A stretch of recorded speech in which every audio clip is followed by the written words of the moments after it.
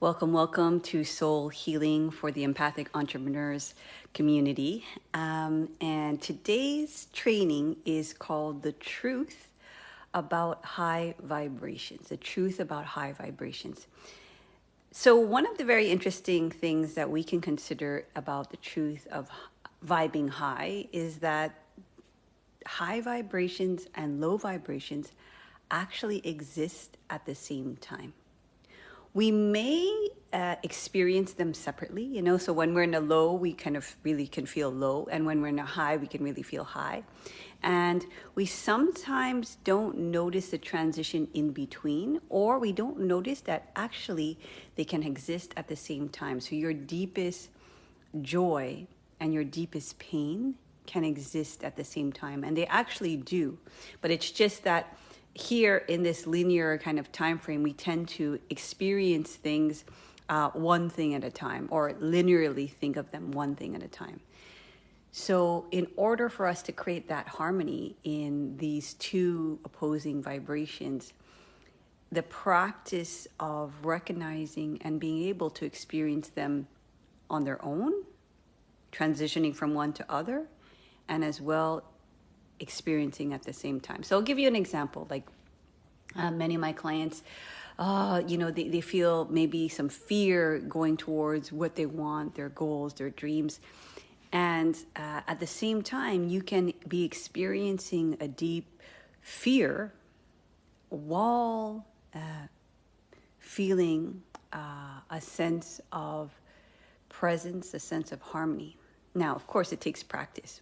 But for example, let's say you're about to do a speech in front of people, or you're about to kind of offer your gift, like as all the healers and coaches do here in this community. And there's another part of you that is like, who are you to be talking about this, or what? You have this kind of voice in your mind. What I teach our clients is that there's an ability to notice that. But sometimes what happens is that we put all of our frequency, all of our energy there, and we don't distribute the energy.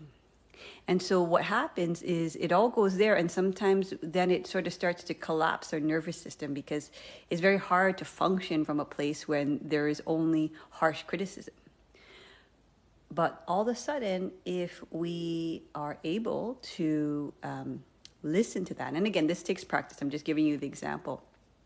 Listen to that and expand our energetic field into different areas in our energetic field. There's different directions, there's different shapes into our body, into our cells, in different areas, into our energetic, what I call force field. So we have like this egg-shaped dome all around us that is like a vibration, a frequency. And then also into what we can call the all, into the infinite. The more we're practiced in vibing in different frequencies, then they all kind of become harmonized. So this voice, even though it's there, because we're not only putting the attention there, but we're actually putting it and just redistributing it into a harmonic resonance with the all. It is like it's there, but it's held with a frequency that doesn't let just that bring our body and our nervous system into sort of like an overload. So high vibration and low vibration exist at the same time. I have a client, and she would say sometimes like, oh, last week, I was vibing really high, and this week, oh, now I'm vibing really low. And so it's that practice, or that kind of experience of thinking like, okay, sometimes we're high and sometimes we're low. It is true, and it is also true that the frequencies, so we decide to choose, so we decide to redistribute the energy, can exist at the same time. Just like I mentioned, where if we have this kind of like critique, we all do, right? We have this critique voice in our head while we want to be in front of a stage, or be in front of our students, or do something important. while we can also stand in our power, stand in our truth. They both can coexist. So what happens, and this is point number 2, is we start to allow the higher vibration and the high vibration, the low vibration to collaborate. So sometimes we think, okay, let's just get rid of that. I don't want to feel that. You know, I have another client who is like, I don't want to feel that. I don't want to feel that deep anger or that rage or that frustration. I don't want to feel that.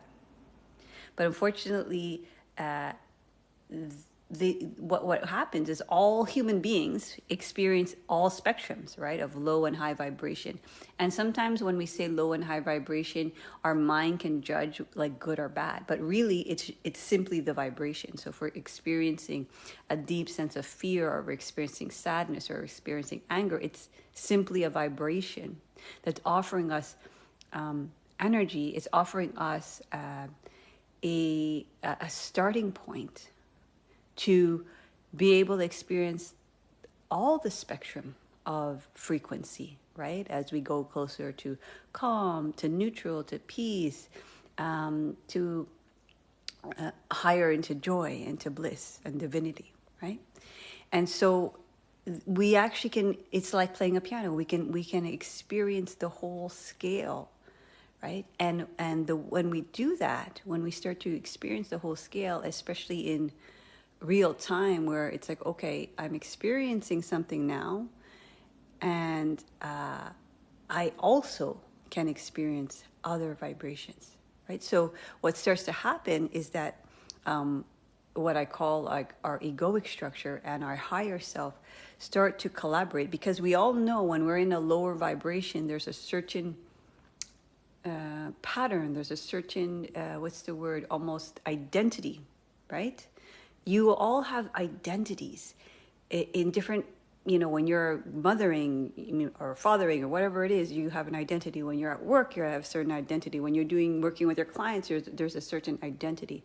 When you're home by yourself and you maybe felt like you made a mistake in your life, there's a certain identity that comes up. Let me know in the comments if that makes sense. And so these identities, right, they're never going to go away. But sometimes, and I talk about this a lot, sometimes we assume if one of the identities is sort of showing up, that that's who we are. But really, it's just an aspect or part of us that we're experiencing. And so we can learn how to collaborate with that aspect of ourselves. So again, if I go back to that like harsh critic, if you were to work with me, what we do is we actually see it, and we hear it, and we feel it, and we give that part of us what it needs. Because the reason why it continues to emerge, these identities, is because they didn't actually get what they needed when they were younger.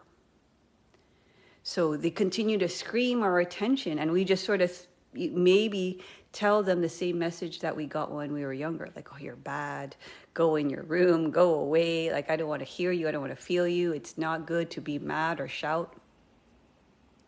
And so we unconsciously kind of give it the same message. So until we actually can offer it what it needs, which is just really like, you need to be seen, to be heard, to be felt. This is a big thing. And in our somatic work, we do a lot of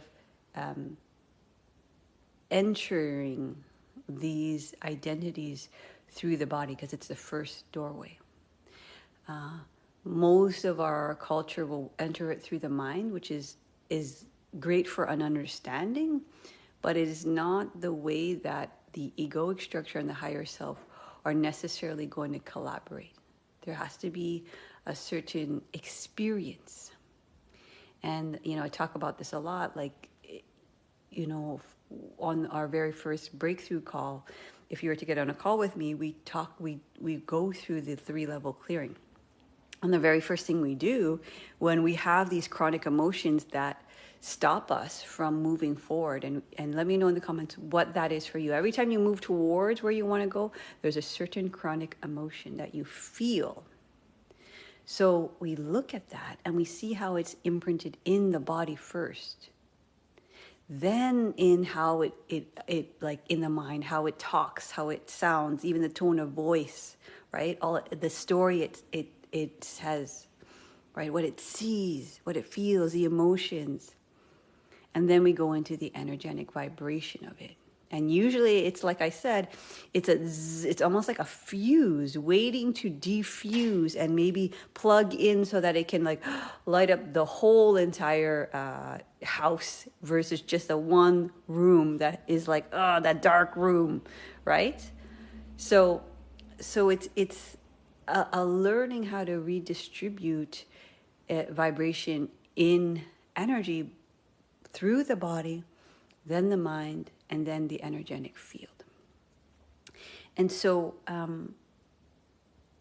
the thing about high and low vibration that I think we don't necessarily want to accept or maybe recognize here on Earth is that one, here on Earth anyway, one cannot exist without the other. Lower vibration cannot exist without high vibration. Meaning to say here, it's like a school.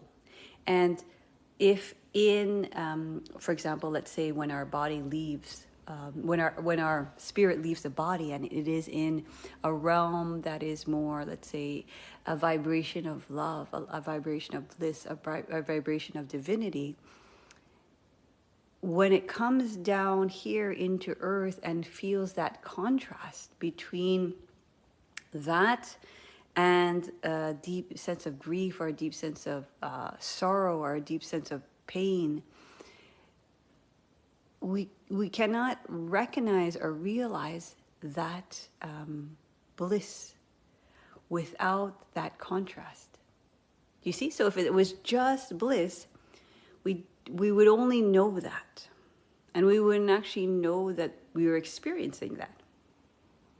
But here on earth, what it does is we experience the contrast, both. Here on earth, the pain and the joy cannot exist without one or without the other. Because it is a vibration that helps us recognize. And here's the thing that I think is really important to understand is the deeper we're able to go in our pain, this is point number 4, the deeper we're able to go into our pain, the deeper we're actually able to go into our joy. It's sort of like, I'll give you a basic example. Like, let's say, for example, you have a bed. And you weren't really active today, and then you kind of lie in your bed and you toss and turn, and you were like, I had a crappy sleep. But let's say, for example, you had a really intense day at work, or even something, could even be something dramatic, or you had a fight with your partner, or you did something that created a lot of intensity in the body, mind, and energy. Very often, the contrast of finally like lying down in your bed is like, okay, this feels soothing, to not have to move, to not have to deal with the external world, to not have to, especially if you did something very exhausting physically, right? Maybe taking care of your kids all day or something like that. And so all of a sudden you get in your bed and you're like, it's so nice and warm in here. Or if you've been really cold outside and then you go somewhere really warm, right? It's like, you can feel that. But if you've only been in, like, say, a hot country, you're probably just going to feel hot and sweaty. And until all of a sudden you come and you realize, like, this is what winter is? Wow, right? And it's interesting because I've experienced that, where I've gone to like hot countries and we're driving down the beach, and the air is like this beautiful, like humid, clear, clean air. And I was driving with one of our, a person, like his job is to drive, and yeah, it's I'm not denying that it's a challenging job. It's a lot to drive all day long, all day long. And, he was telling me, like, oh, mucho, like, I forgot what he was saying, but like, it's so stressful. But all of a sudden, if he were, spent time in New York City, driving, and then back on that, like, island where literally the drive was all along the beach coast, all of a sudden he would probably like, like, if he came back home and all of a sudden, he was able to roll down the window and hear the ocean breeze and smell the air and feel the salt water. It's so it's like one cannot exist without the other, but sometimes we just experience them separately without recognizing or realizing, right? So our deepest pain, our grief, all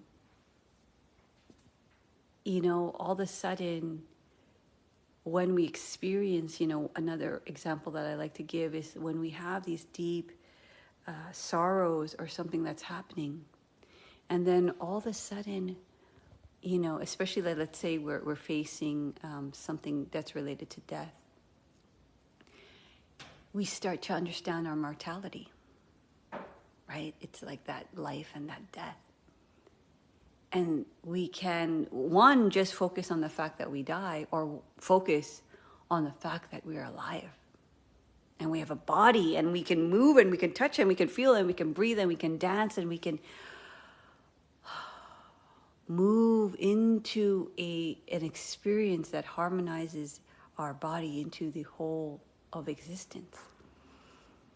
It's a felt sense experience. And the deeper we, let's say, go down into grief, the deeper sometimes we can recognize, wow, like, let's say you almost died, or you got very sick, and then you came back to life.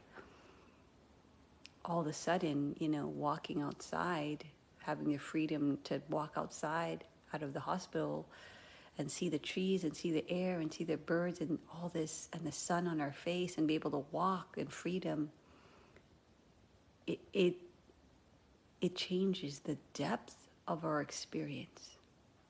And so if you were to work with me, we don't necessarily like it, and it's not necessarily fun, but at our capacity and our ability and what we're ready for, what our nervous system and our body is ready for, if we're really going to move forward to where we want to go, we have to touch the depth of our pain. And again, it doesn't mean we go straight there and we're always there, and it's just that if we want to reach that state of joy that we're looking for, that state of bliss, that vibration that we're so longing for, the practice physically, mentally, and energetically to feel that depth of our pain, and the deeper we go, and then basically the deeper just means feeling it fully. If you're sad, if you're mad, if you're frustrated, what is the full expression of that? Because that's another thing here on earth we experience is emotions, right? And I think it's possible that we may be the only species that feel so deeply emotionally. Right? I don't know if angels or fairies necessarily feel the same in the way we do. And again, it's not to separate, but just to kind of, if you were to think of a sort of reference. And so that beauty of being able to feel that propels us deeper into our joy, or can, if we again learn how to process those depths of emotion. And we all have those deeper, darker parts of us. And, if you're in this group, most likely, that's something you're interested in. And some people, they'll never want to do that. They'll continue to kind of stay on the surface of the ocean. But again, it's like, imagine going to the depths of the ocean. Going down, down, down, and all of a sudden it feels so heavy and it's dark and you don't know the creatures down there. And you stay there for a while and you're like, oh. The more you practice allowing yourself to be in that experience, the less when it does come, because it will come, right? Because life is life, we're able to meet it with a certain level of readiness and preparedness. So it doesn't just take us down and we just stay in the depths of the ocean without moving up and, it's starting to feel less heavy. Oh, okay, it's a little bit like on this kind of level, it looks a little bit differently. Until we like shoot out into the sun and the air and the sky and realize, I can go in and out, and there are many different kind of layers. And the more we can explore that, the more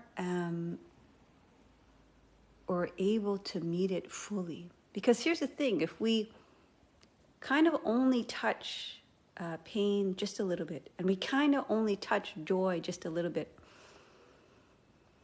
we never fully experience it. And I think most of us are longing to feel deeply.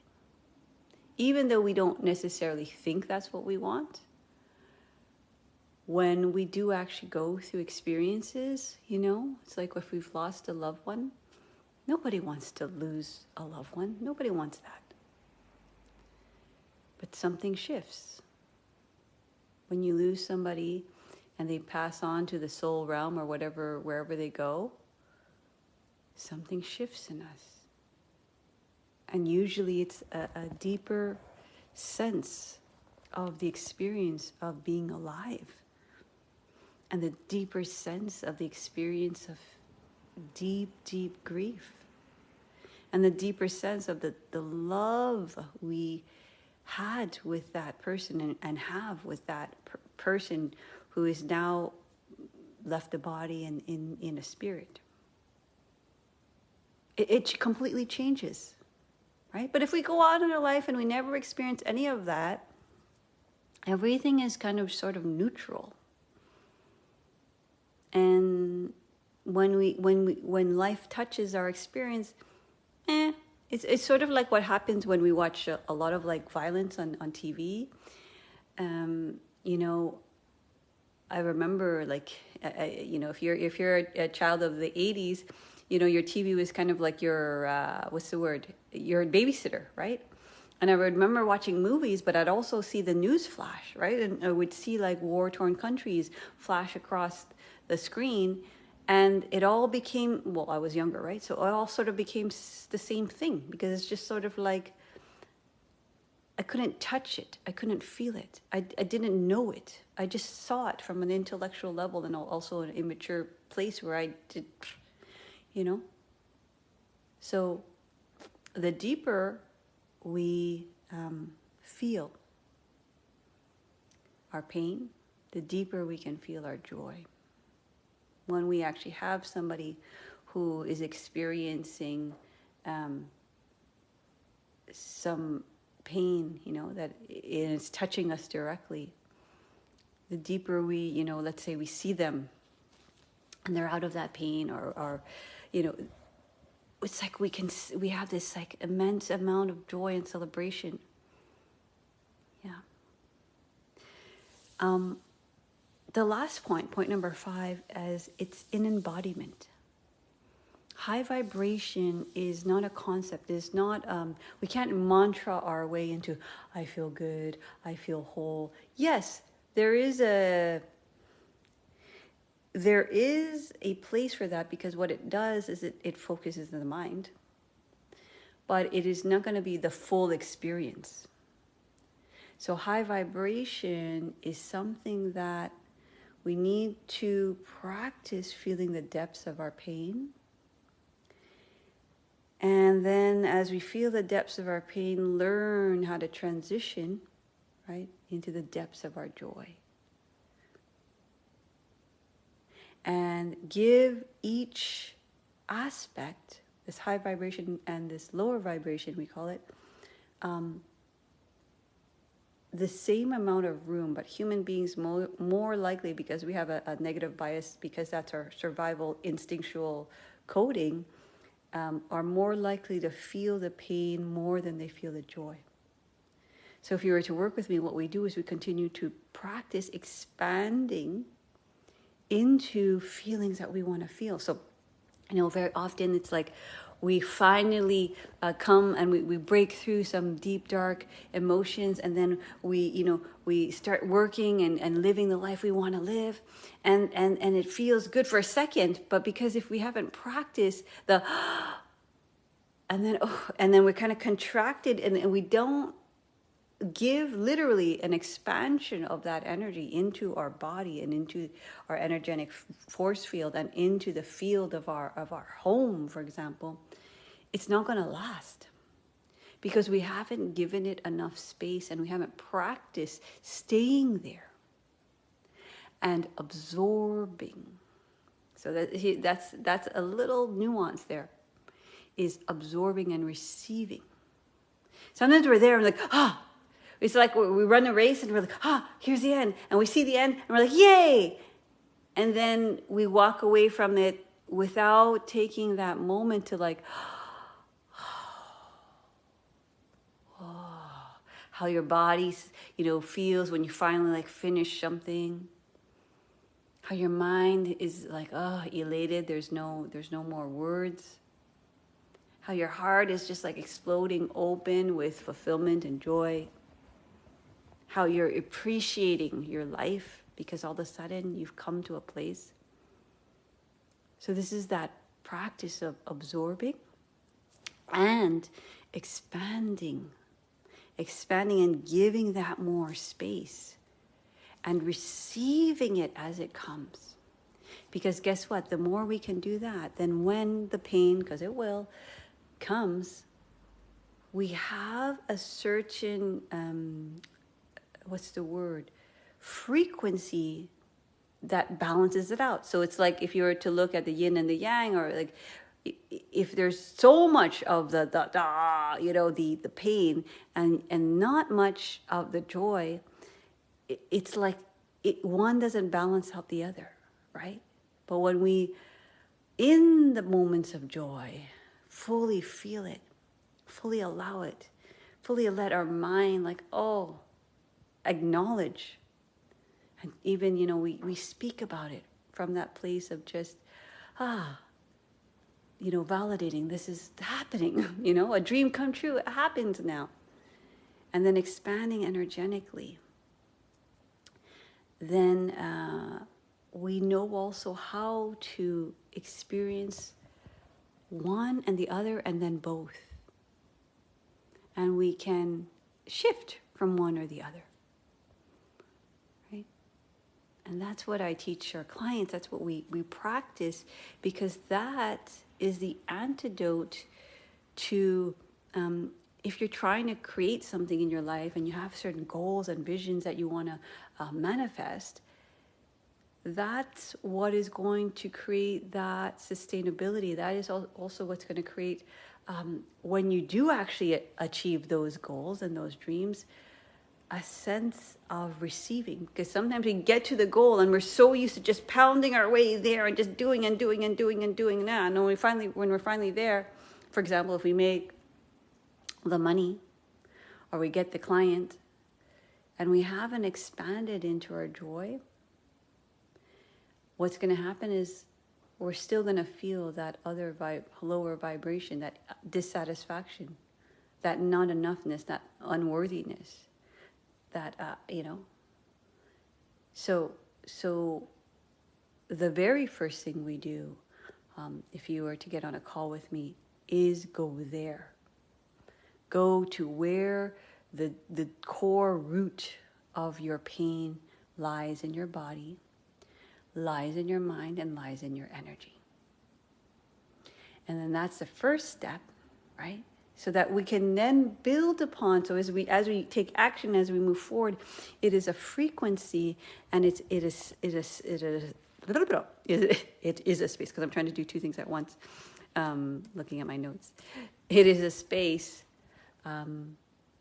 that we can hold ourselves, because yes, we have our mentors and all that, but we also need to learn how to hold our own back. Hi, Rose, right? So this practice of being able to expand into our joy gives us the opportunity, and also go deep in our pain, gives us the opportunity to, when this is what my teacher said the other day, when you say, oh, you're in good hands. When somebody says that, and you're like, I don't know, maybe you get a massage, or you go to somebody who knows about personal training or something like that, and then the person who's introducing you says, you're in good hands. When you're in pain, deep pain, or when you're in deep joy, we also want to be in good hands with ourselves.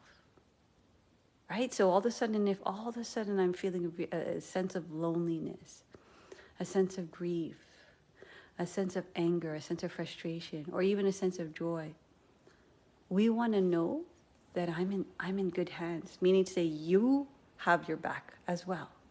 And I'm not saying, you only are the only one that needs to hold your back, but I think that's where sometimes we get nervous, right? When we go into the deep, dark cave of depression or anxiety or something like that, which is what all human beings do, and we don't know that we can have our own back, it can be a scary place. But when we start to practice these practices that I'm going to review just now, we know, okay, I can receive life as it is. Is it not? It's not necessarily something I like or I want, but I know I can go there in the depths of grief, or the rages of anger, or whatever it is. So let's recap. Number one, okay, so the title of the training is called The Truth of High Vibrations. Number one, high and low vibration exist at the same time. We may experience them separately, like when we're down, and when we're high, we're high. But pain and joy are existing at the same time. If you think about it right now, okay, maybe you're in a neutral. Think of joy, feel joy. Think of pain, feel pain. They exist, and in our body, they're existing right now at the same time. So it's a practice, okay? I'm not saying it's easy, but it's a practice of recognizing and understanding that they exist at the same time. And they can exist at the same time. And actually, when we allow them to exist at the same time, one carries the other. Number two, we actually need high vibration and low vibration, or our ego and our higher self, to collaborate. We're not here to get rid of all of our negativity and our negative emotion. We're not here to get rid of it. It doesn't exist. If you're human, you're going to have negativity. You're going to have darkness. You're going to have shadows, right? So the practice is, let's say we have a harsh critic, which we all do, is the ability to collaborate with that harsh critic and our wiser self. How can we give the harsh critic what it needs, and let it be seen, let it be heard, let it be felt, let it be welcomed, and then have the higher self be the one that drives the bus. Right? So whenever the harsh critic comes in, we are like, oh, okay, I see you, I hear you, I know. Right? I know how you feel. but you're not going to be the one that drives the bus. And I'm not going to put all of my energy like a fuse box in that area. So if you have this harsh critic here, and it's all your energy is there, and you haven't diffused it into the body, diffused it into your energetic field, and opened yourself up to redirect your energy into not just that area, but in collaboration with that harsh critic and your higher self, then it's going to feel like, right?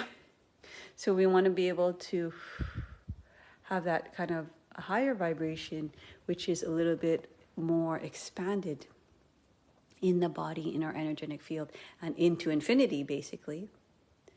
And when we can expand our energy like that, then we can hold that very contracted energy that we sometimes, it's almost like just looking through this hole, and we're like, yeah, it's there, and we forget, oh, well, wait a minute. All right, and all right, okay. And then this part can also be held. Number 3, on the earth, one cannot exist without the other. So high and low vibration on this planet cannot exist one without the other. And I've talked about this, where it's like, if you spent a whole, I'll give you the example. If we've spent a whole week being really, really sick, and then all of a sudden we go out into the world and we feel really, really good, it's like because we had the contrast, when we're out in the world feeling really, really good, we're like, oh, this feels amazing. Or that other example I gave where, the person that was driving me in the tropical country, he was very, very stressed. But then I was thinking, well, if he was like in New York City, right, in the main city with the traffic and the pollution and the people and the honking, and then went back to his home with the breeze and the ocean, literally oceanside view, he could really start to feel, right, the contrast. So there's something about that in this experience of being on earth, is that it's a contrast.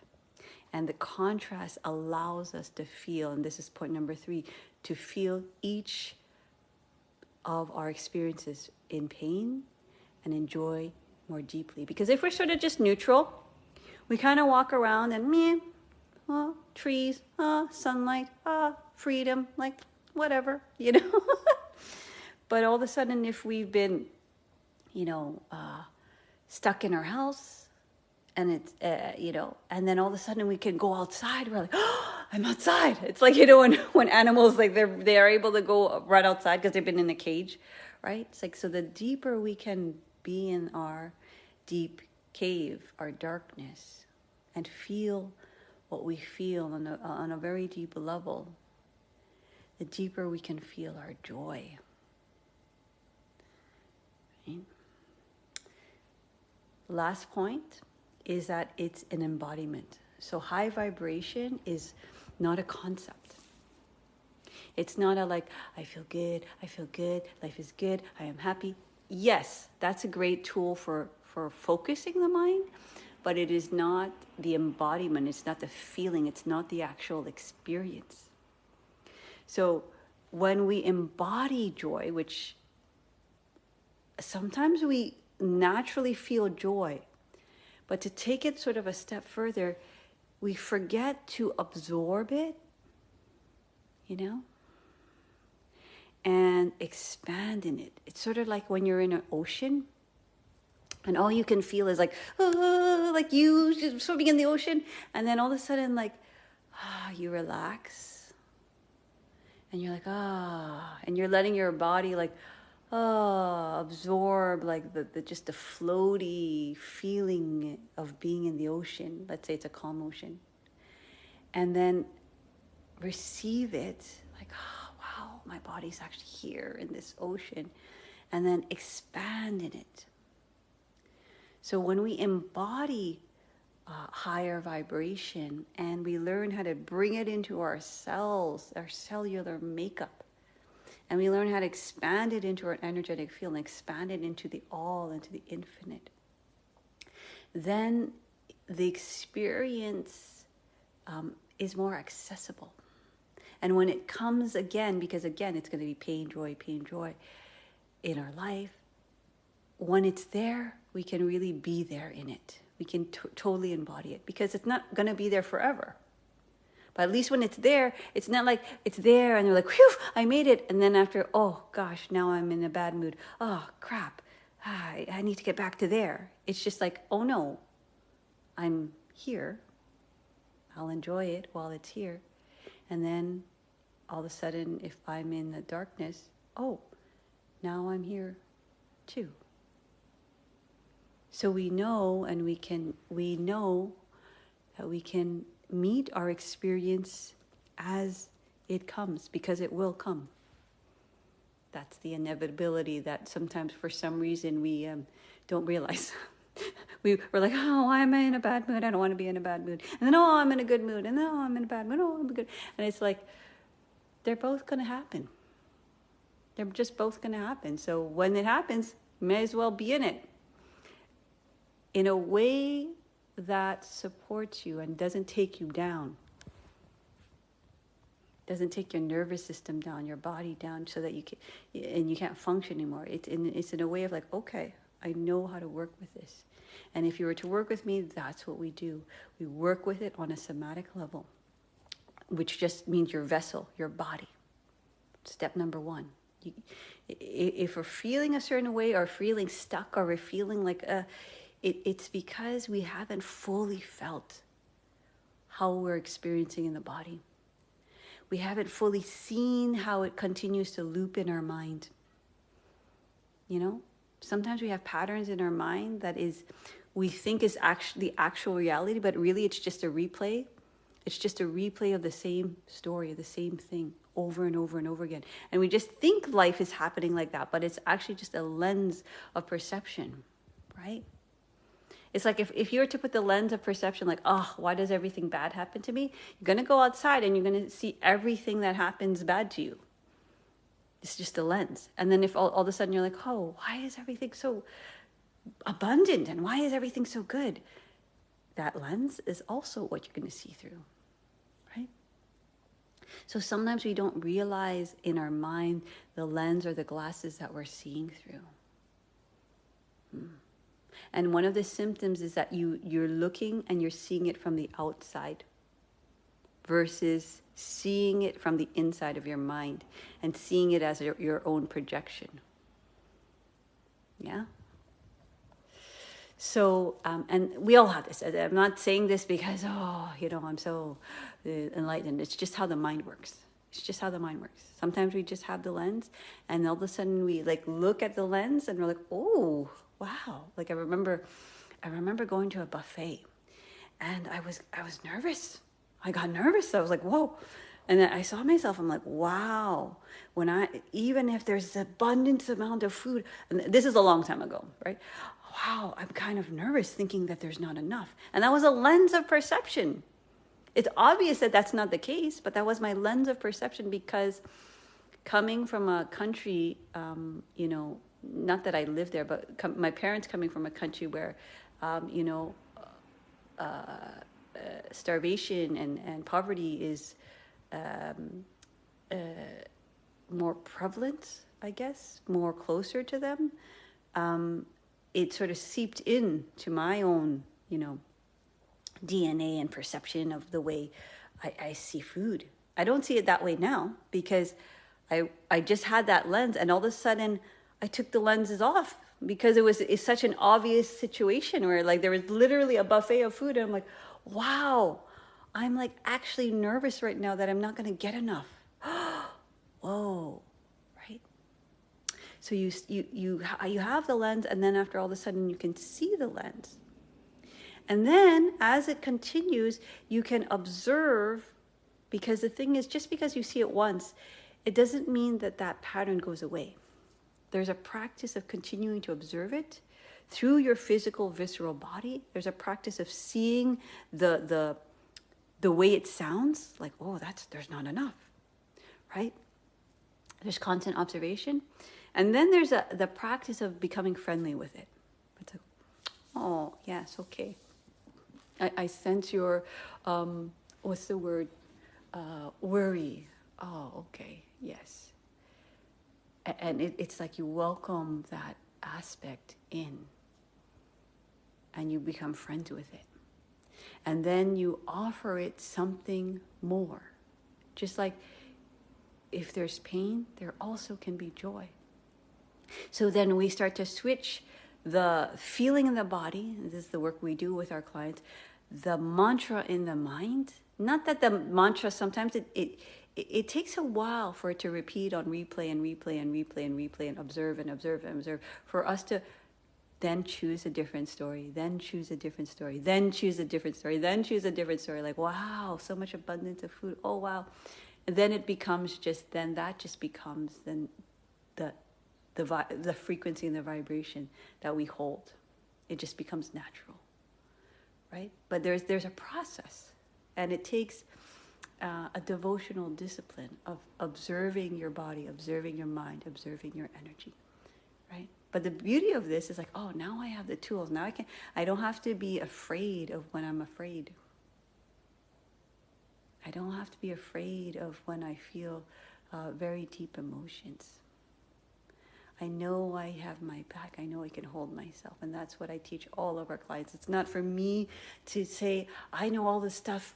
Look at this and let me teach you. It's so that I can share with you those tools so that when you are on your own, you have your own back.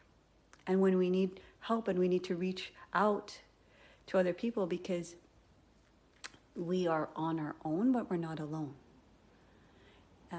then we can do that. You know, I have my own coaches where, you know, I do my own work, and then sometimes I need to like lean on my coaches or my community, right, for help.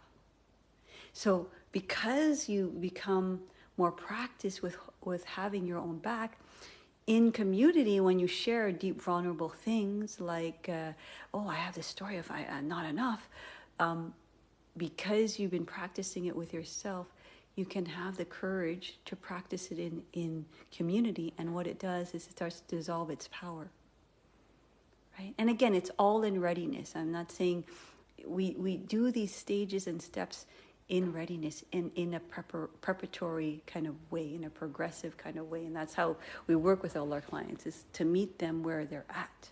And wherever you're at is perfect. That's the thing. Wherever you're at is perfect. And what we don't realize is that we've already started a thread of experience that has brought us to a certain point. And that thread of experience and this certain point, when we come to these places of joy or these places of aha, wouldn't be able to happen if we didn't experience everything else. So we're always in the right exact place. And it is this, what happens is it becomes this empowered choice of being the creator of our life versus life happening to us.